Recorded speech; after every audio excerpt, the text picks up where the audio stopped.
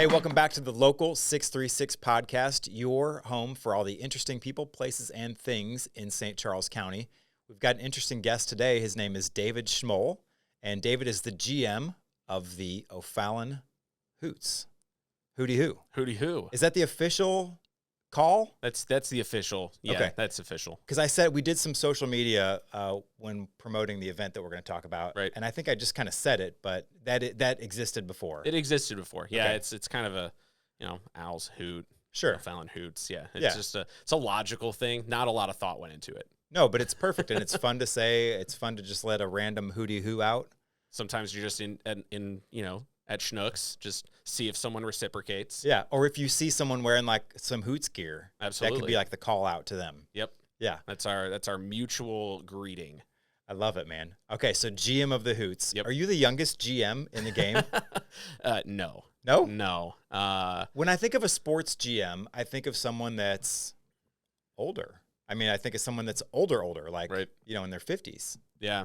No, it's at in the summer collegiate and even in minor league, there's quite a few that are right around the same age as I am. Okay. But yeah, it's a lot of my colleagues are a little bit older, but I've been in the industry now for 14 years, and so it doesn't feel like there's that much of an age gap. And I guess that makes sense because it's not technically minor league baseball, right. but it is akin to minor league baseball. So as the players are younger and coming up and getting that experience, it makes sense that the staff would be as well, right? Right.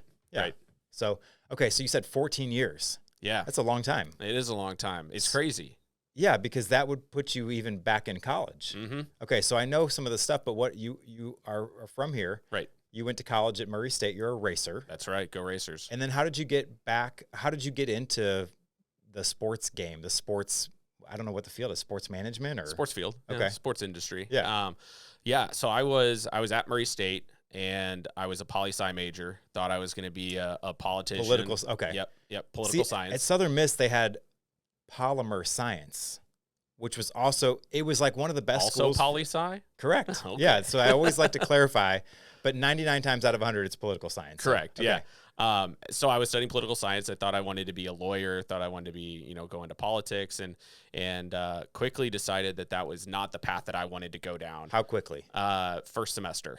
Oh, really? Okay. Oh, yeah. This was early. Yeah. And I'm going through all my classes, and I'm just like, this is not fun. The people that I'm with in these classes, thinking of them as colleagues for the rest of my life, I'm not enjoying this. And you don't want to be in that group. Yeah, and the people and obviously it wasn't all the people. It was the people that were really, really fired up about it. I was like, I don't share this passion, and in that field it can be very contentious, and the thought of getting contentious with those people that were super passionate just wasn't my jam. Yeah, and so I went to my advisor and said, what do I do? I'm thinking about changing my major. And she was like, David, you have way too many credits right now to change your major. You're going to be here for another year. We've already talked about how you're not exactly loving school in general right now. So you can either find a way to get experience in something that you want to do and tough it out in political science, or I don't really have another answer for you, but that's my best piece of advice. It was the best piece of advice I ever got. And so to go get experience. To go just get experience. And so I after my sophomore year, I went to University of Memphis through a transfer program, went to the University of Memphis for a semester and interned with the Mississippi River Kings. It was my first internship. And then, 3 years later, I ended up with my first job, or 2 years later, I ended up with my first job with them full-time in sports. When you were interning for them, was that the broadcasting, or was that doing something different? It was doing something totally different. I just went there as a general intern. I thought I bombed the interview. I remember the interview vividly. Really? Yeah. And it was that bad? It was that bad. I'm thinking back on it now, and I do intern interviews, sometimes at the Hoots, and you got to give some grace. I mean, the kids are 20 years old, right? And you were 20 years old. And yep. And I'm thinking back, and I'm like, man, and I'm hypercritical of like, they didn't say this, they didn't say that. And I'm like, I always have to think back, Dave, you are horrendous in your interview. Yeah. You were so bad. And so so I get the internship down there. I do that. I interned at the St. Louis Blues. I interned at the Indiana Ice the summer after I had graduated college, and I was a radio intern, a reporter for National Public Radio on campus at Murray State. Now, you're talking about how you didn't like school, but you've got all these internships and doing all this. I mean, that tells me that you're passionate about what you do. Right.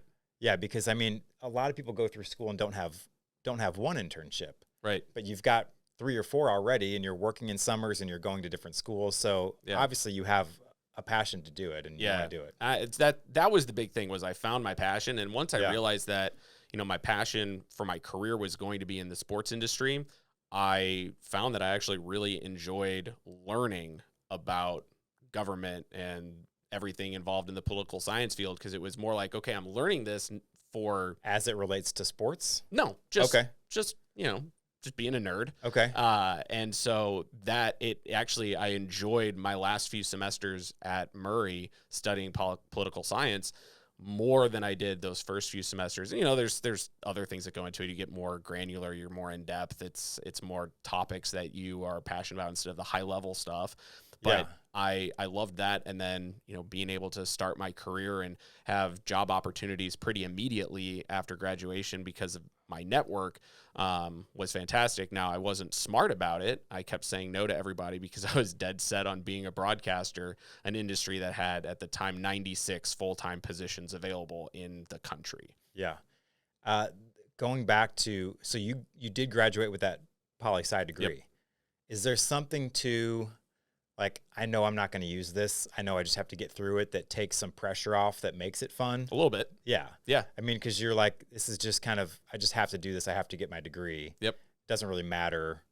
And then it's not as, there's no pressure. I had to do a paper in my senior seminar class, and I know that I did not feel as much pressure as some of my other fellow students. Didn't matter. Yeah, because they were, some of them were going to get their masters, some of them were going to, apply for, other positions with congressmen and campaigns and all that kind of stuff. And I'm like, I'm gonna go be in sports. Yeah. So here's my paper. Here's my paper about the Israeli Knesset.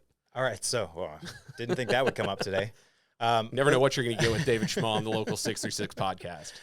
Let's take a pause. I want to tell you guys about some exciting stuff Local 636 has coming up, something we're going to talk about a little bit later. May 31st, the Hoots, Hooty Hoo, home opener with this awesome ticket package we're going to talk about. And then 636 Day on June 3rd down in Frenchtown between La Bellevue and Good News. So smash that subscribe button down here, somewhere along these lines down here, and the bell so you get the alerts. Follow us on Facebook, on Insta, on YouTube, and you'll always have the latest information about what Local 636 is doing. So I graduated with a degree in broadcast journalism. Mm-hmm. That is what I wanted to do. And applying for jobs was not fun. So this was a few years before you graduated. This was 2004. Okay. And I imagine the technology, even though it's only probably, maybe 6 years? When did you graduate college? 10? 2011. Yeah. 11, okay. So even though the technology probably wasn't that much different, I think those 6 years, I mean, you had so much happen, right? You had social Facebook, media. Social media, just all the ways to send files even. Yep. I mean, I'm burning my demo on a CD and putting it in the mail, to the tune of $5 or $6, right? Which is not a lot, but as a broke college graduate, it is. And, sending the demo tape off to Rochester and Ames, Iowa, and you know what I mean? So wherever, South Dakota, whoever would take it. Right. And mostly coming up empty, right. Not really wanting to go to any of those markets and work. Yeah. So did you have something lined up?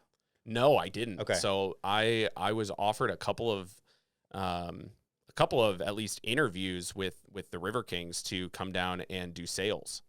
And I said, no, I'm never doing sales, which is like the opposite advice I give to any of the people that I've come through. If you have a way to get your foot in the door, get your foot in the door. Yeah. And learning how to sell is such a valuable skill in business. And it's usually the bottom job. Yes. Right. That's your entry spot. Yeah. And so my supervisor for my internship had, kept saying, hey, Dave, why don't you come sell? come sell, come down and sell. Nope, not going to do it. Don't want to do it. Never will do it. You'll never get me to come down and sell.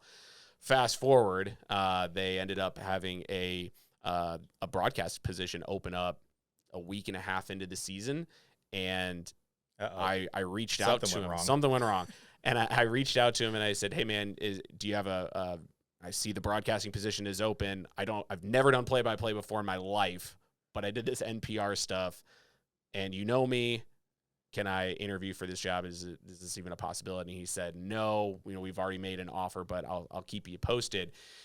He emails me back 2 days later and says, "Hey, that offer fell through with the other guy. Can you be here on Monday?" And this was a Friday. I think it was Friday or Saturday, and I was flying back home from Michigan. And flew back home, got in my car, drove down on Sunday, met with them on Monday. They said, "You're going to do a trial. Your tryout is going to be broadcasting a game in the morning."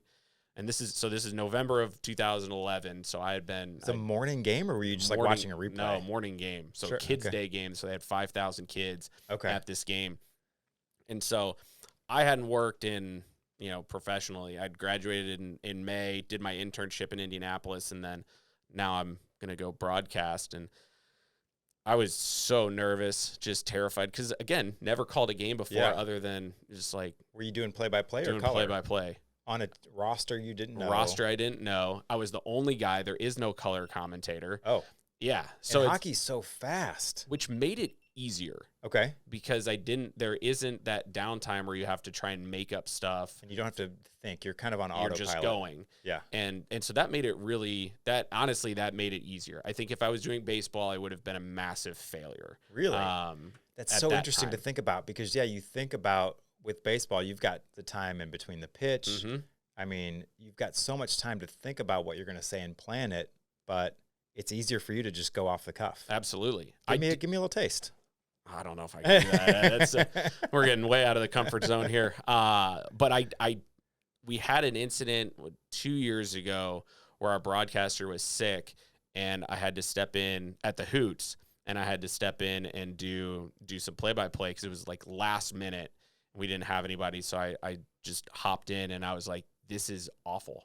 Because it was baseball, I was so bad. And I was like, so I'm so glad that I was doing hockey, because it's just, pucks drop, here's the face-off, kicks it back to the blue line, dumps it down in the right-hand side. It's just you just go. So you're not necessarily saying players' names at that point. I mean, right. You're working it in when you can, I assume, but if you listen to a Blues broadcast or whatever, they would say the player's name, kicks it out to whoever, then to whoever. But you're just giving points of reference, and I was just trying to get through that game as best as I could, because they handed me my boss had handed me the yearbook, which every team does a yearbook, and in hockey they put the roster in the yearbook, and he said, "Study this roster. This is the River Kings.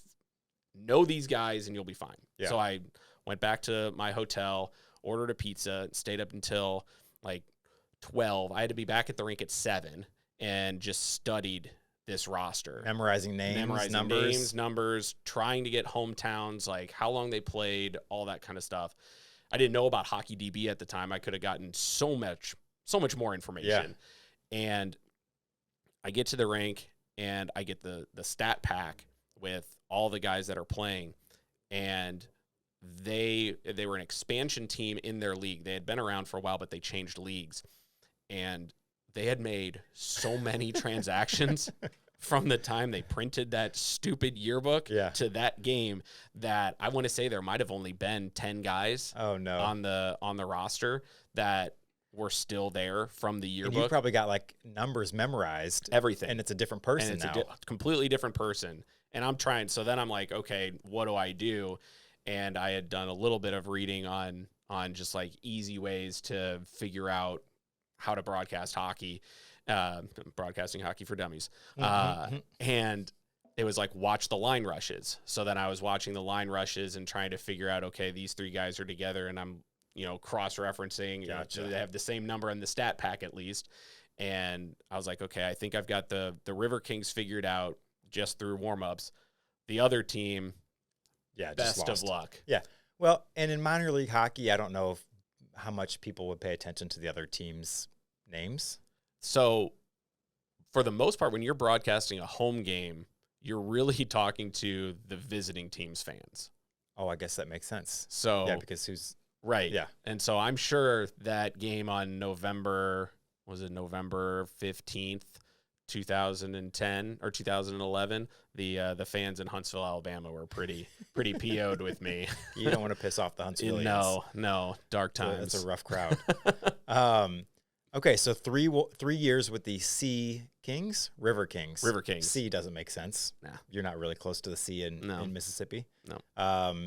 The River Kings, and then where to from there? Yeah, so I broadcasted there for 3 and then moved into a management role after that and spent 3 more years there. So I was there in South Haven for 6 years, and then was really, really fortunate to be able to come back home and got a position with the River City Rascals selling tickets as their VP of ticket sales. Never sell tickets. I know. I'm never going to sell. Well, and that was the other thing. Like I'm doing the broadcasting stuff, and in the off season, it's like, okay, what do you want me to do in the off season? They're like, well, what do you want to do? I'm like, literally anything. I want to do something. Yeah. And they're like, well, you can start selling. I was like, oh man, I shouldn't have said anything. This sucks. But then I found that I loved it. I made my first sale. And I was like, going to say, I bet you're probably good at it, right?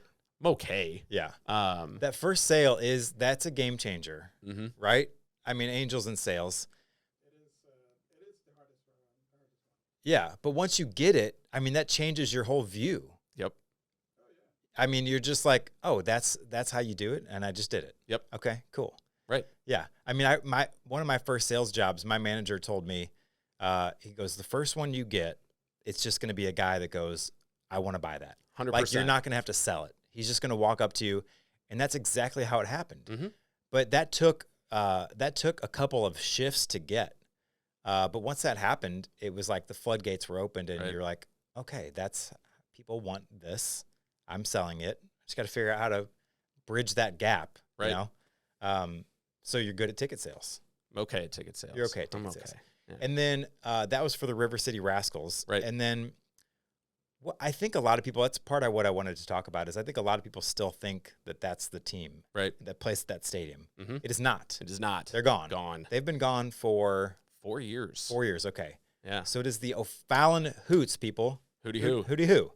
Okay, so I'm not all that familiar with how minor league baseball works. We were talking off camera a little bit. So they folded. Yep. The owners just didn't want to own a team anymore. Yeah, it was it was a crazy time in my life because I had been here now for 18 months and ended up, going through, it's all documented pretty well on the internet, kind of the lead up to everything. And then, just not able to work out a lease extension. And then the opportunity came forward with the Hoots, which I don't know anything about that, process that they went through. But they're nocturnal animals. They are nocturnal. They flew in at night and set up shop under the guise of darkness, of course.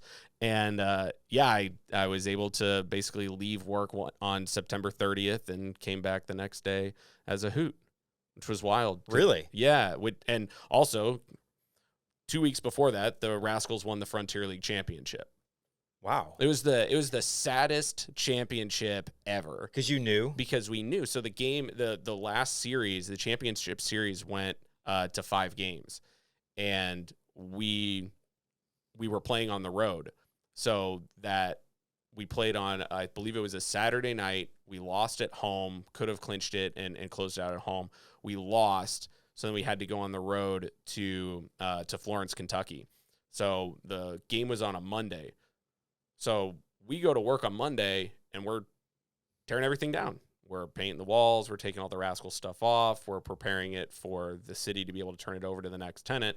And then we go home. We watch our team win Frontier League championship, and then we go back to work the next day and continue the teardown of everything that we had built the last 2 years. And did you know what was coming in? Did you know the Hoots were coming in, or? At the time, I don't remember. I think that we had, I know that we had discussions about what was happening next. I can't remember at the time if we had already if all that stuff had been passed and was good to go. Did you think you were out of a job? Or did Oh, you yeah. Okay. Yeah, I had started looking for other things. Okay. I thought about selling houses. I thought about. You don't want to sell anything. I know, right? I keep going back to sales. But yeah, I was literally just trying to find anything. Because they'll let anyone sell anything. They will. That's why. They will. Can you fog a mirror? You can sell stuff. There you go. But yeah, I was just trying to find anything and got really lucky. A lot of time it's not very often that senior management is able to stick around when you go through that kind of a transition. I don't know if it was a situation. Well, Dave's there. We don't have to interview anybody. Here you go. Well, that's got to be some vote of confidence, right?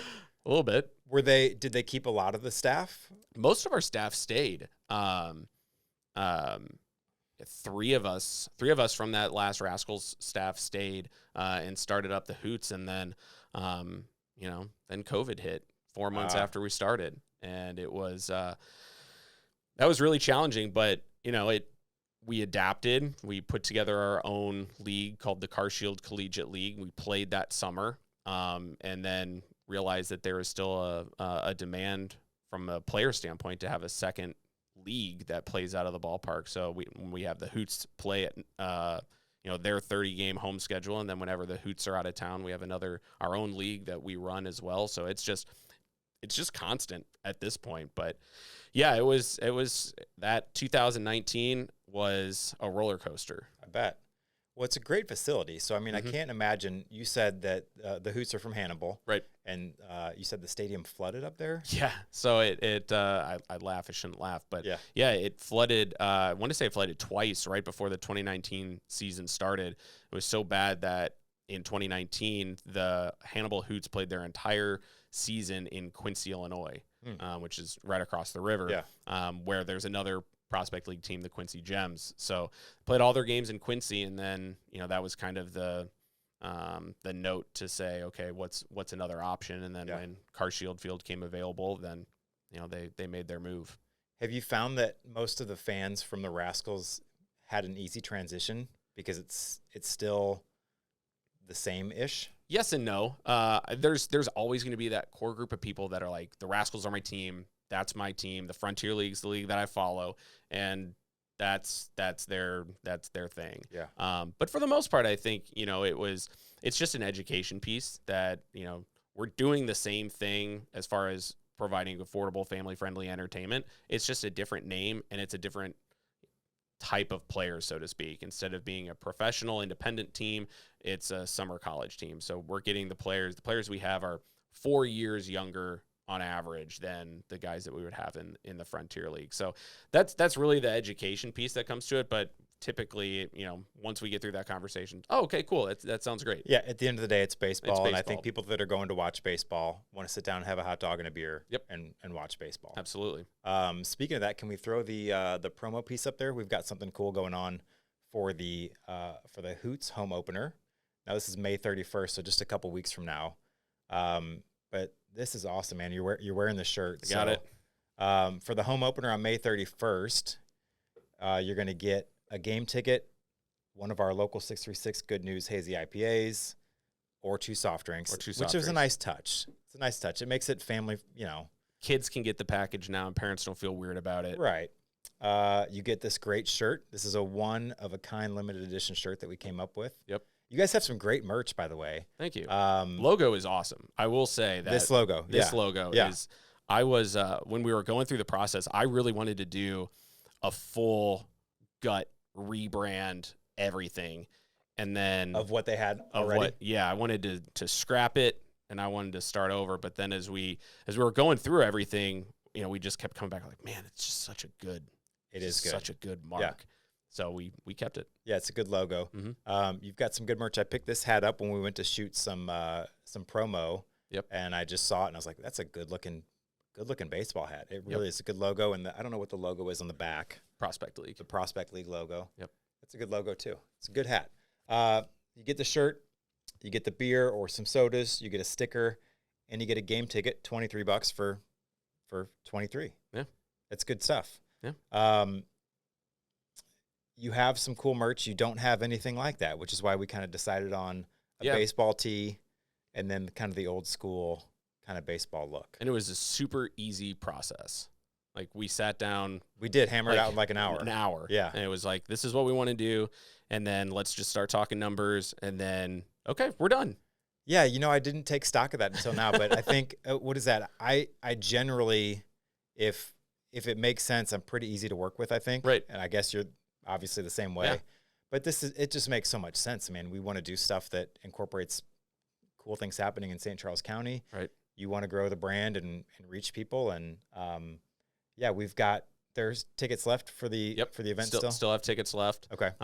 Yeah, it's going to be a good night. We've got Fort Zumwalt North Band is playing the national cool. anthem before the game. So, we're expecting a pretty good crowd. As of now, we're at about 50% sold on a Wednesday night before school is completely out. Amazing.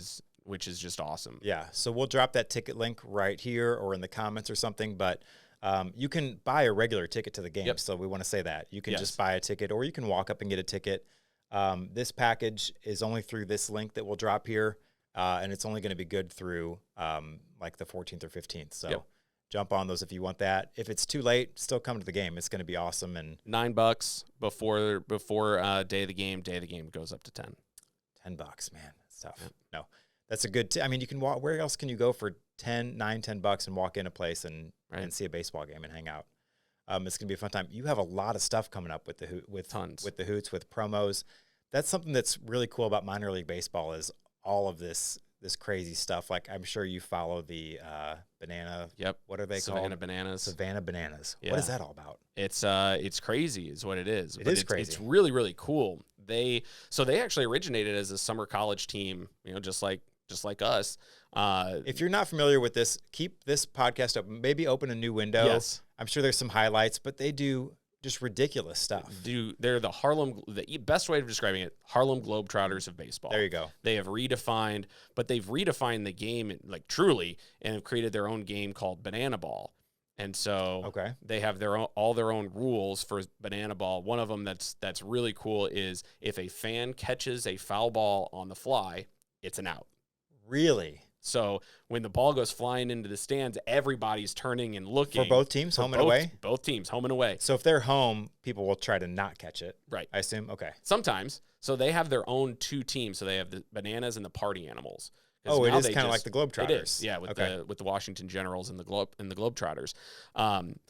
And you have some people that are like diehard Savannah Bananas, and then you have some people that are like diehard Party Animals. Why is anyone a diehard party animal? Because they're rebels. I don't know. They're just a team to get beat up on, though, right? Well, they're really competitive. I mean, it is harder in baseball to fix. Like in basketball, you can, I would guess, pretty easily lose on purpose, right? In baseball, probably a little harder. And I think that's one of the things that makes what they do so interesting and so cool is that the games aren't, I mean, there's definitely a script from the entertainment side. Mm-hmm. There is not a script on the baseball side. Sure. So, and they've got podcasts and videos about how they've drafted the teams and put them together, but they try and make them as evenly matched as possible. So you do get walk-offs and all the excitement of what's going on in baseball. See, I wasn't sure because I was going to ask, and what I was going to ask is how do they? You obviously can't do that in an exhibition or in a game that counts, right? So they get around it by just they're their own thing, right? Okay. And so we decided this year that we were going to play Banana Ball in an exhibition game of our own. I saw that on a post. Yeah. I had no idea what it meant, so I just left it alone. Okay, so catch a foul ball, you're out. Yep. What's another fun rule of Banana Ball? So another fun rule of Banana Ball is you can steal first base. So say from the batter's box. Yep. So let's say it's a pass ball. Okay. You can take off and take first base. Instead of, it being a drop third strike, it could be first pitch of the game, goes to the backstop, you take off and take first base. Another one that's really cool from a rule standpoint is there's no walks. And so if you walk, it becomes a sprint. So you can take as many bases as you can as the runner before the other team can tag you out. Every player on the field has to touch the baseball. Every defensive player has to touch the baseball. So they throw it down to first, and they all basically converge on second base, and they just start flipping the ball to each other and then try and make a quick tag. All right, so let's say it's a 3-1 count. Yep. Ball, the next pitch is ball 4. He takes off. He takes off. Just dead sprint. And the catcher's going to go back to the pitcher, who's going to go to first, who's going to go to second, and then they're going to – and then the outfielders are coming in. Yep. And they maybe get him out by the time he gets to third? A lot of times it's a close play at second because Okay. right at ball 4, everybody else is sprinting in, and then they're just flipping it, and then they've got the last guy that Do goes players down like to that? I mean, I don't care. They've got enough. They've got enough people that continue to do it. But, Yeah. I mean, it's a fast game too. Like they put a hard 2-hour time limit Okay. on the game, or no inning can start after an hour 50. So I mean, it's just constant movement. No mound visits and no bunting. Bunting sucks. That's a direct quote from the banana ball rules. No bunting. Bunting sucks. So Savannah invented this. Yep. And when you play this game, it won't count for anything. Correct. Okay. We're playing against they're called the St. Louis Clydesdales first responder team. Okay. And so they're made up of first responders from around the St. Louis area. And so they're going to come up. Some of their guys have already bought kilts. They're going to wear kilts instead of regular baseball stuff. And which is something that the Savannah Bananas have done for years. And I mean, it's going to be a fun night. Where we can, play by another set of rules and, just see what happens. It was another situation where somebody just walked up to me and said, "Hey, we want to play. We've got a baseball team. Would you guys be interested in playing banana ball?" I'm like, "Let's talk about it." I love that, that as the GM of a, equivalent of a minor league team, you have the freedom to do that. Mhm. Right? Because the St. Louis Cardinals couldn't do that. Right. Ever. Right. But because it's lower stakes, Mhm. you can take those liberties and kind of do what you want. Right. Yeah. It's kind of cool that we can, just figure out, somebody can approach us with something and we're like, yeah, why not? Let's see if it works. I love that, man. So that's my favorite thing I've heard all day. Yeah. Between that and the Derby, I mean, those are our two right now, signature events as I like to call them. Ideally we'd be able to find a way to get up to 4, but right now we've got the 2, and of course they're both right in the middle of baseball season. So let's just add chaos to the chaos. Before we move on to the Derby, what's the date on the banana ball game? June 24th. June 24th. $9 tickets. Okay, regular ticketed game. Yep. Okay. Regular ticketed game. Portion of tickets will benefit the first responder team, the Clydesdales, and another portion of it will benefit St. Charles County Backstoppers. Okay, cool. Now let's move on to the home run derby. Yes. Because we talked about this a little bit before. You have Bo Hart. Yep. You have Andrew Jones. Yep. You have Scott Spezio. Correct. And you have Mike Matheny. Yep. All coming to O'Fallon. Yep. Which 3 of those you can go, all right, they're former Cardinals. Right. Andrew Jones is he in the Hall of Fame? He's borderline Yeah, if he's not, right? I think he had like 50% and he needed to have 60. Okay, so he's off the ballot. No, so he'll go back on next year. He's still got some eligibility. Yep. Borderline Hall of Famer, Right. Andrew Jones. Coming to O'Fallon. How do you get these guys to come? So tell me what you're doing first. Is this before a game or is this its own event? This is its own event. Okay. And so we partner with Hubbard Radio, with the Rizzuto Show, and 101 ESPN, primarily the Fast Lane. And so we've got the 4 major league guys. They'll hit in their own little home run derby bracket. We'll take members of our CarShield Collegiate League. They'll do a home run derby in their own bracket. Those 2 champions will face off at the end, and we'll have a champion. So you have a collegiate player playing against Yep. a potential Major League All-Star. I think Bo Hart's the only one that was. Matheny was an All-Star. Yep. Spezio had to be at some point, right? I don't know that one. I'm not sure. I mean, I should two-time know. World I Series wrote champion at yeah, least. 2-time World at least Series 2. champion. He won 2. Yep. One with the Angels, one with us. Yep. And then so we've got our CarShield League guys. They'll be up there, and they'll go against each other at the end. First year, it was the CarShield League guy that won, Maurice Lafon. Last year, Rick Ankiel won. And so we'll see what happens this year. That's first year was incredible. Insane. It was crazy. Who did he beat in the finals? Brandon Moss. Moss just hit. Twins. Brandon Moss. He played for quite a few teams. But he had I remember the name. Yeah, he had a stint here in St. Louis. Oh, that's right, he did. Yep. Okay. And so he put on a show. He was Moss awesome. or the collegiate player? Both. Okay. So Moss comes in and he just puts on a show in the last round, and then the collegiate player Maurice Lafon comes up and struggles a little bit. I think he's got to hit like 11 home runs. Takes his time out, and in the background, I think he might have at this point only hit like 3.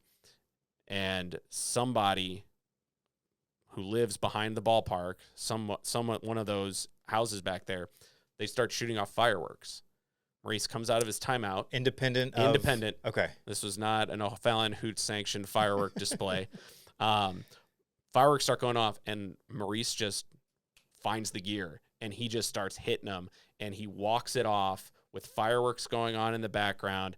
Everybody's on their feet cheering for this kid. Brandon Moss comes out and gives him a hug. Like, it was such a cool ending that unfortunately, I don't think we'll ever be able to replicate. Yeah. And then last year, Rick Ankiel just hit. Yeah. I mean, he's still got it. And we'll see, Andrew Jones is still relatively young. I want to say he's in his early 40s. How do you get Andrew Jones to come to O'Fallon to hit home runs? So we work with a group, Major League Baseball Players Association, Alumni Players Association, and basically just reach out and say, hey, who do you think would be a good fit for this type of an event? Because it is a little unique, right? We're trying to find guys that can still hit, but aren't playing anymore, which is you have a very small window of guys. 6-7 years maybe in there. Maybe. If they retire when they're in their mid to late 30s, I mean, that's. So, we started these conversations in August and did not finalize everything until about 3 weeks ago, when we locked in the last player. But yeah, it's just conversations with those guys. I mean, they handle all the logistics, which makes our job super easy. All we have to do is come up with the names. And so, yeah, we sit down and we go back and forth, and I'll say, hey, I want this guy, this guy, this guy. No chance. This guy's interested, all those sorts of things. And, I always put out my wish list. I'm like, if this guy ever becomes available, you just let me know. Who's on the wish list? That's realistic. Right? Like Barry Bonds isn't coming here to hit home runs. Maybe. No, I'm just kidding. I'll leave that. I will leave that one alone because I want to keep the element of surprise. That's just fair. In case we get one of these guys next year. Yeah, that's fair. So, is Jones the biggest one? He's the biggest name so far. Yeah, I would say Andrew Jones, Mike Matheny are probably the two names. Matheny's still around here? I don't believe so. I know he's driving in for the event. Okay. Yeah, but I'm just curious. Yeah, I mean, from his time as a player and his time as a manager, I mean, he's a great name. And then same thing with Jones. I mean, all the stuff that I've heard about him as a person too has been incredibly positive, which is always great. Like, and that's the other thing with this event is we've never had a player come through that was not a great person, which, it's a very high stress environment for us because it's usually our first week of the season. So we have a lot of new employees that are learning the ropes. And our first year, we struggled a little bit on the food and beverage side. And so they're learning. And when you have understanding players that aren't, hey, I need this. Hey, I need this. Hey, I need this. And, trying to ask for everything while the event's going on. Right. Yeah. I need all the green Skittles in this bowl. Classic one. Love that one. But we've been really, really fortunate that we've had some really, really good people just come through, and they've put on a show, and they're great with the fans and they're great with kids. And that's what's so cool about the event is that, a lot of times at Busch Stadium, you're so far back. Even if you do find a way to get really close, you still feel super far away. Sure. And at CarShield, you're right there. It's a great venue. I mean, it's a newer park. 25 years. Yeah, but it's built. It's like, so it's 25 years old, but it's like it's in that era of where the ballparks look like that, like Camden Yards. Yep. And even the new Busch, kind of very similar vibes with the brick. Right. It just looks very nice. Yeah. I wouldn't think it looks 25 years old. No, especially being an outside venue. You would expect a lot more wear and tear, just natural. Yeah. No, it's a great facility. And especially when you look at some of the other, teams, whether it's in the Prospect League or around summer collegiate baseball. I mean, we're very, very, and even independent baseball. I mean, we have very, very good facility. Yeah. Which explains why they wanted to move here from Hannibal when the field flooded. And I meant to throw that in, but I mean, what's easy to look at and go, well, yeah, that's where we want to be. Right. Clearly. I mean, so that's its own event, and tickets for that are $15. $15. Okay. And is that kind of the same where it's kind of first come, first serve? Yep. General admission Which is a seating. great thing about the ballpark too, is that you buy a ticket and you sit wherever you want. Mm-hmm. I mean, if the seat's open, you don't have to worry about finding a seat. They're all good seats, like you Right. mentioned. I mean, even No one's sitting in your seat, right. which makes it so Are there much people easier. like that though? I sure mean, that there are. we have our season ticket holders that have their names are on their seat. Oh, so cool. it makes it really easy because they'll walk up and say, "Is that you?" And they'll look around and look at their chair and be like, "I'm assuming that's you, though." Yeah. And they're like, "Yeah." Yeah. And then they move. And it's a pretty, unless it happens 18 times, it's a pretty lighthearted exchange. Sure. But yeah, it has really lessened the number of headaches because we did ticket specific seats at the Rascals, and that was such a headache of this person's in my seat, this person's in my seat, Yeah. and to just eliminate it when people were sitting wherever they wanted to anyway. Yeah. Let's just get rid of it. Well, probably takes more manpower, more payroll, because you've got to have ushers. You got to have Mhm. someone devoted to doing that and figuring out. Yep. Yeah. We so- were diverting. What I felt like we were doing is we were diverting attention away from making it an enjoyable experience, Mhm. and we were creating a pain point that didn't need to be there. Yeah. And so we eliminated it. And, we have one or two people that we hear from a year that say, "I'm never coming back unless I can pick my own seat." Ugh. And that's it. Yeah. For the most part, everybody I talk to, it's like, "Oh, we want to make sure that we're sitting together." It's first come, first serve. As long as you get here, you guys will be able to sit together. Like, Yeah. that's awesome. Yeah. So cool. It's great. Southwest Airlines, maybe on the other hand, not so much. You might want a seat on that. But Yes. Airplanes, want a seat. Yeah. Baseball game. Baseball. Nah. Well, it's nice because you can get, I mean, yeah, it's just such a nice atmosphere. You've got is it a new playground? I know there's like a playground. We got a playground. Yep. I honestly couldn't tell you when that was put in. Okay. Before my time. Before you, okay. Yeah. Gotcha. But it's nice because, I've got two girls, 10 and 8, and Mhm. they want to go to the baseball game for like 3 innings. Right. And then they want to go swing or do whatever, get a hot dog, get a soda. Yep. So it's nice that you can still stay there. And you've also got really nice, I don't know what, tents? I don't want to call it Yeah. a tent, but Yeah, is that what they're you call them? tents. Tent? Yeah, we Okay. call them tent suites. It's like a corporate suite, but I mean, it's super affordable to take your team out there, your company, whatever, and they're on the third base side. Third base side. Yeah. Yep. What does that cost? Without food, $120 for 20 people. That's crazy. Yeah.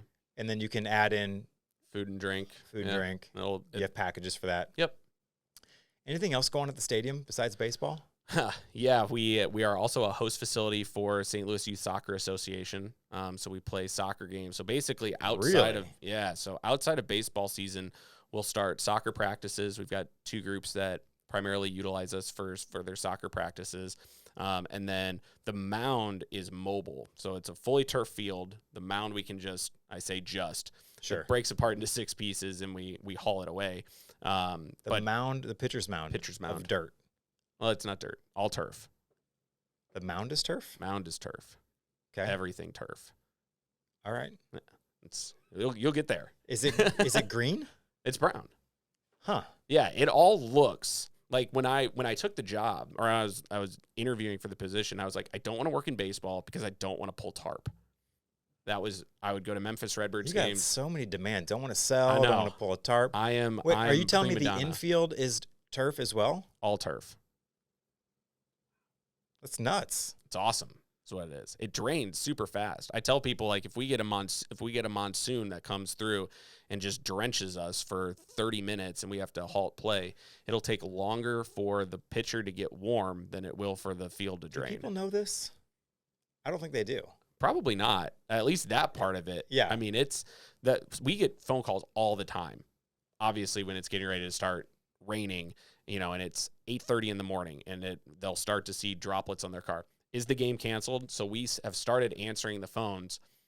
Thanks for hollering at the Hoots. The game is still on. This is David. How may I help you? Yeah. And then Just hang up. they say, that's what I wanted to know. And they hang up. And it has made everything so much easier because, again, thinking about a pain point, our staff was getting so frustrated answering the phone, thinking they're getting ready to, sell some tickets or answer some group questions or whatever. And it's, hi, it's starting to rain outside. Is the game happening? No, the game is still on. Yeah. So we just eliminated it with a friendly welcome. And Was that your idea? No, it's stole it from the Savannah Bananas. Hey, I mentioned, I don't think it was on the podcast, but somewhere I was speaking, and most good ideas are just borrowed and reworked into your own fashion. So there's 100%. nothing wrong with that. Yep. Has the field always been, I'm still stuck on this one. I'm sorry. Has it always been that? No, so it was put in 2017. Okay. Yeah. So 2017 they put it in. I mean, it's great. Like we are able to do so many different things, and I mean it does allow us to do soccer and explore some other opportunities because you're not necessarily worried about damaging and killing the grass. Yeah.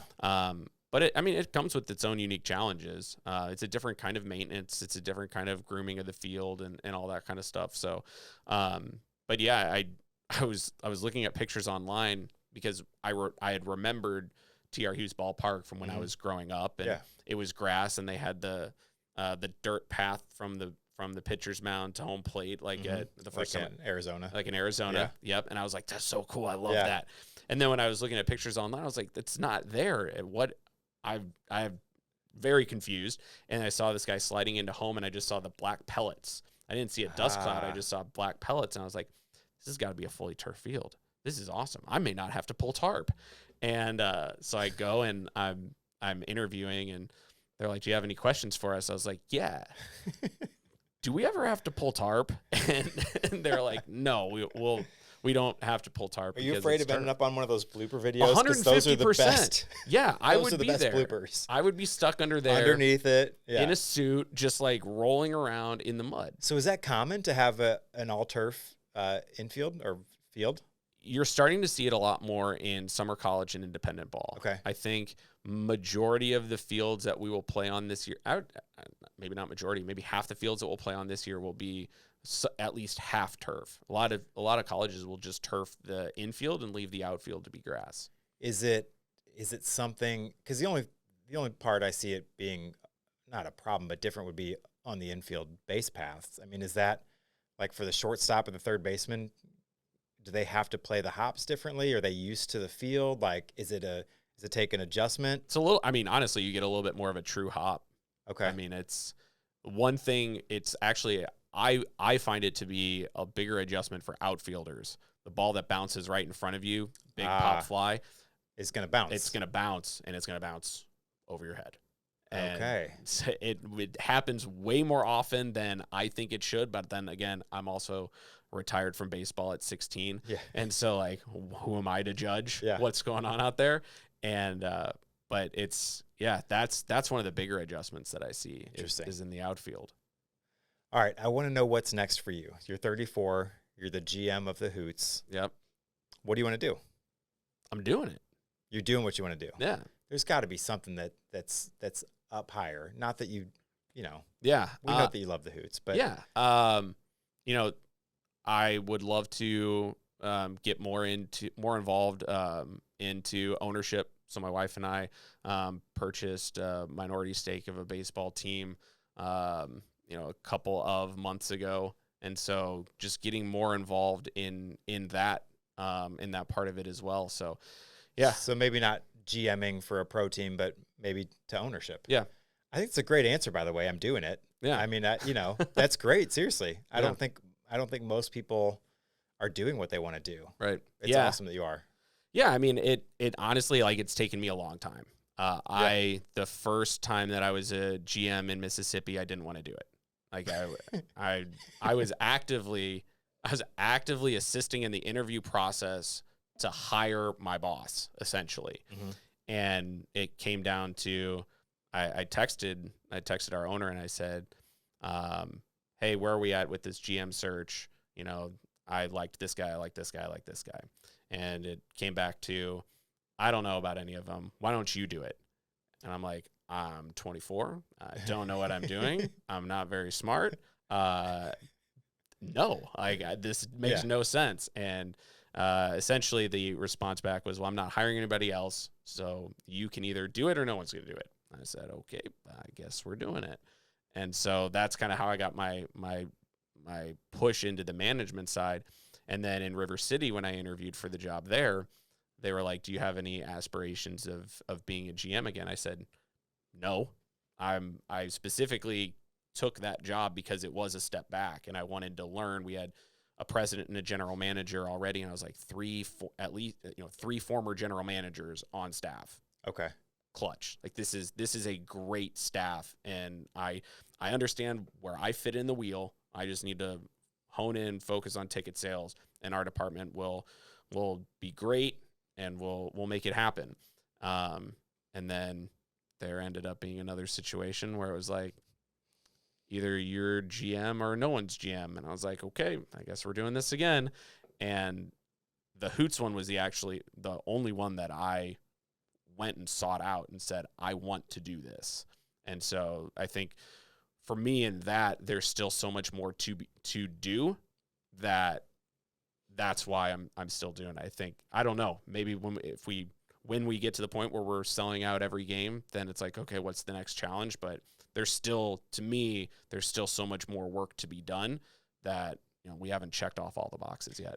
So that's the next thing is to get the Hoots to where you're selling out and stuff like that. And then, okay, so I like that. So you're looking at the job, and there's still things to be done. Definitely. You're a builder. Yeah. You like to build stuff. I do. Yeah, I do too. Let's start with the home opener, huh? Yeah. Let's sell it out. Sell it out. Can you run down the benefits without looking? The running down the benefits Of the $23 ticket Yeah. comes with a ticket to the game. This limited edition local 636 baseball style T-shirt. You also get a Good News local 636 hazy IPA or 2 soft drinks. You get a sticker, a limited edition Hoot sticker, and that is it. It's almost like we rehearsed it 10 times a couple weeks ago, right? And we were fantastic in all takes. That was fun. It was. The end product is good. I think we're up over 1,000 views on That's the reel, fantastic. which I cannot figure. Have you figured out social media? No. You've got someone hired for that, Yeah, don't you? absolutely. I do too, but it's crazy. I was telling Angel earlier, well, I'll put up just not a dumb clip, but just something where it's like, oh, here's this funny thing that this person said, and we're at like 3,500 views. It's always the most like mundane, dumb thing, and it's like, this one is huge. It's like, what was it?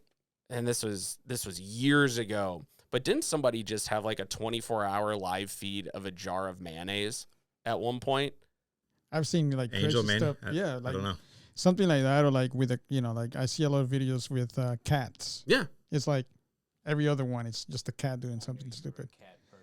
Angel's my man being a cat person. Let's go. More cats.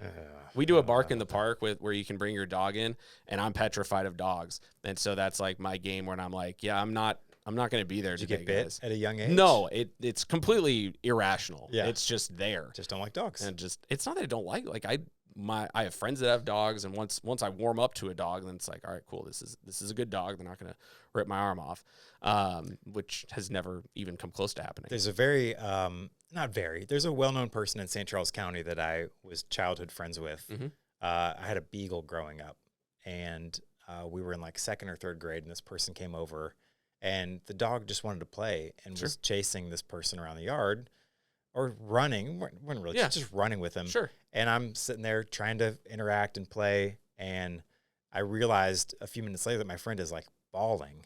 Sure. And he was scared, and I was like, "Oh, that's a thing. I didn't know." Yeah. Did nothing traumatic happen? No. You just Nothing. okay. I wish I had a story at this You point. should make one up next time you tell the story. I should. 'Cause it's It's pretty terrible. This is not a good story.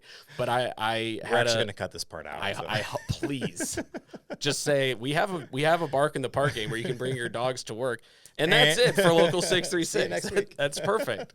But I've been petitioning for a purr at the park where you can bring your cats, and I can bring my 2 cats. You have 2 I cats? have 2 cats. Ugh. They're awesome. How many cats, Angel? I used to have one, but it's no longer there. So No more cats? Manny? Manny has I'm dogs. allergic. That's the only thing in this world I'm allergic to are cats. It's cats. It's crazy. You have dogs? I have 2 dogs. Yeah. Okay. Well, you can bring them to Bark at the Park. Bark and in the park. Keep them the hell away from David Schmoll. I You'll be will fine. not. I will not be there. All right, home opener May 31st. Get your tickets. Get a local $23. Come on. We sell our shirts for 25. Yep. I mean, so you're getting all that stuff for $23. Home run derby. When's the banana game? June 24th. June 24th. Yep. Awesome. And where are the tickets available? We'll drop a link. But Yep. but O'FallonHoots.com. So you can find all the information about everything: groups, kids club, banana ball, home run derby, all that kind of stuff's right there. Love it. Stay tuned. Drop your socials too. We're on Facebook. Facebook O'Fallon Hoots, O'Fallon Baseball on Twitter. I believe we're O'Fallon Hoots on Instagram as well. We also have a TikTok, so check us out. Leave us with a nice hooty hoo. Hoo-hoo!